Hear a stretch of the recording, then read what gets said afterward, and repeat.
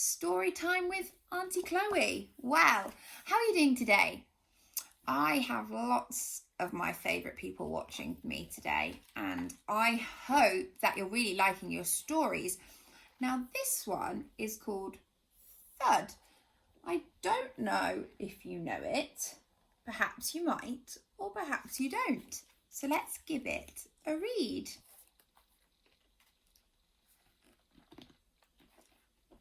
Let me see. This is Basil, the bush baby. And it says,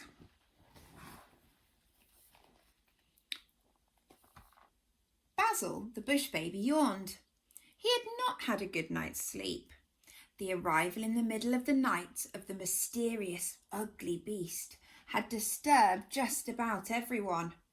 Now, Basil fancied a snooze in the sunshine.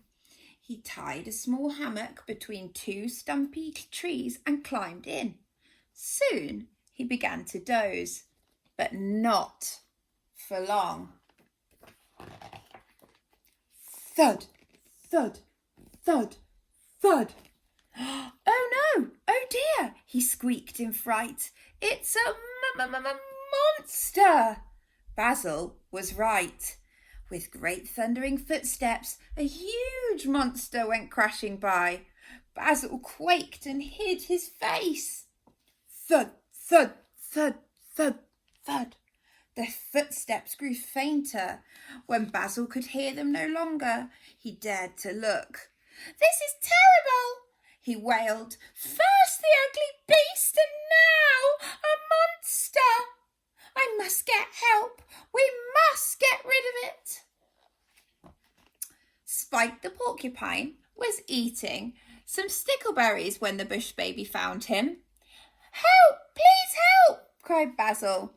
The porcupine quickly pushed the rest of the stickleberries into his mouth. How can I help?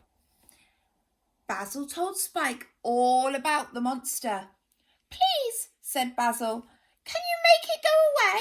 Your spines look sharp and fierce. I'm sure it would do what you say. Spike frowned. No, he said, I'm not very good at getting rid of monsters. I can do dogs, he said, and pigs. Spike thought for a moment. That gives me an idea, he said. Follow me. Piers, the warthog, was admiring his face in the pond. Excuse me, said the porcupine politely. We're having trouble with a monster. Can you help? We think that you make a terrible face and show your tusks and lots of sharp teeth. We think you could scare it away. Piers looked into the pond again. No, he grunted. That is no job for me. I'm much too beautiful for that. Don't you think? Basil and Spike had to agree. But, said the warthog, I have an idea. Follow me. The rainbow birds were screeching and squawking at each other in the tangled branches of a tree. What a dreadful din, said the warthog. Quiet, please. The birds were quiet at once. We're having trouble with a monster, said Piers the porcupine, and your peccary beaks are just what we need to drive it away. Uh-oh. Thud, thud, thud, thud, thud. The rainbow birds looked worried. They began to mumble and squawk together. Quack! We don't do monsters. Quack! Said one of the birds at last. Quack! Try the lion. Quack! Try the hippopotamus, said another bird. Quack! Try the crocodile, squawked another. Ralph the lion couldn't help. I've got a sore throat, he said. Delilah, the huge muddy hippopotamus, was busy. I'm having a bath, she said. So sorry. Humphrey, the crocodile, just moaned. Can't help, he said. Got toothache. Nobody wanted to face the monster. Look at all those animals. They asked the aardvark and the antelope. They asked the zebra and the gorilla. What shall we do? Said Spike.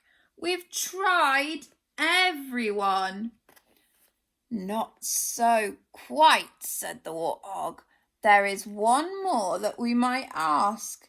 The strange creature who came into the forest in the night.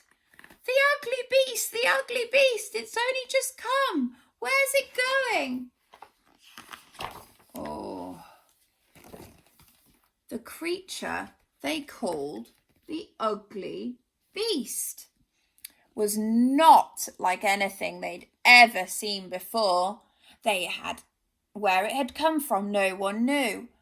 Whether it would be fierce or friendly, they could only guess. Piers the warthog set off and led the long procession towards the dark forest. There they came upon the ugly beast. Do you think he's going to be fierce or friendly? Please forgive the intrusion, the warthog began, but we want to get rid of a monster. Yes, quack, we do, quack, squawked the rainbow birds. Look here, old chap, do you think you might frighten it away? The strange creature looked sad. Oh, look at him. I might, he said, one day when I'm fully grown, but I'm too little now. And everyone looked disappointed. Thud, thud, Thud, thud, thud. Wait, said Basil. It's simple. None of us can make the monster go away on our own, so we must all do it together. That is a brilliant idea, said Ralph the lion. His throat was getting better. These great footprints will help lead us to the monster. Come along now, smallest at the front, tallest at the back, just so the monster can see everyone. Thud, thud, thud, thud. The footprints led them past the great trees and over the muddy bed of a river. That's it, keep going, called Ralph from the back. Look, squawked Basil suddenly. The monster is on the other side of that hill. Everyone tiptoed to the top of the hill, and there it was, sitting with its back towards them. The monster. Go on, said the lion to Basil. His throat was suddenly becoming sore again. Oh, do you think the lion's scared? I wonder what monster it is. Basil looked back at everyone. Then, in a very small voice, "Excuse me," he spoke to the monster. Only the monster's ears twitched. Excuse me," said Basil again, "but we have come to ask you to—" The monster turned. "I'm sorry, I do beg your pardon," said the monster, in a voice that was not at all monstrous. "Were you speaking to me?" Ah, look at that monster.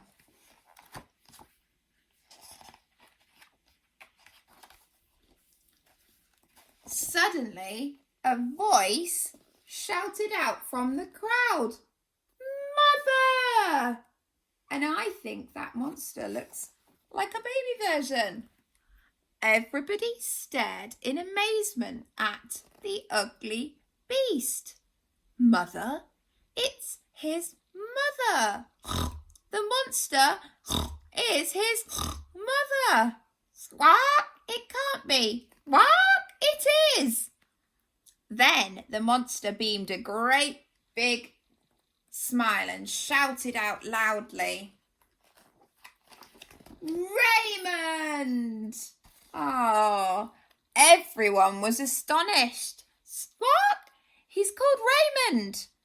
He's got a mother and he's called Raymond. It's a nice name. I like it. So do I. I like the name Raymond, do you? Raymond ran to his mother and she hugged him tight. "I've been searching everywhere for you," she said. Then turned to Basil. "I'm sorry, you were saying something." Well, said Basil, "we came to ask you, that is, we wanted to ask you." Basil paused and took a deep breath. "Would you like to stay with us?" Oh, he doesn't want to tell them to go away anymore. They're friendly. Everyone suddenly cheered. "Hooray! Can we? Oh, please, can we stay?" Raymond asked. "Well," said his mother, "we might. We'll just have to wait till your father gets here." Basil looked at Raymond. Then he looked at Raymond's enormous mother. "Father?" said Basil slowly. "He's got a father?" "Just wait till his father gets here." How big do we think he's going to be? Thud, thud, thud.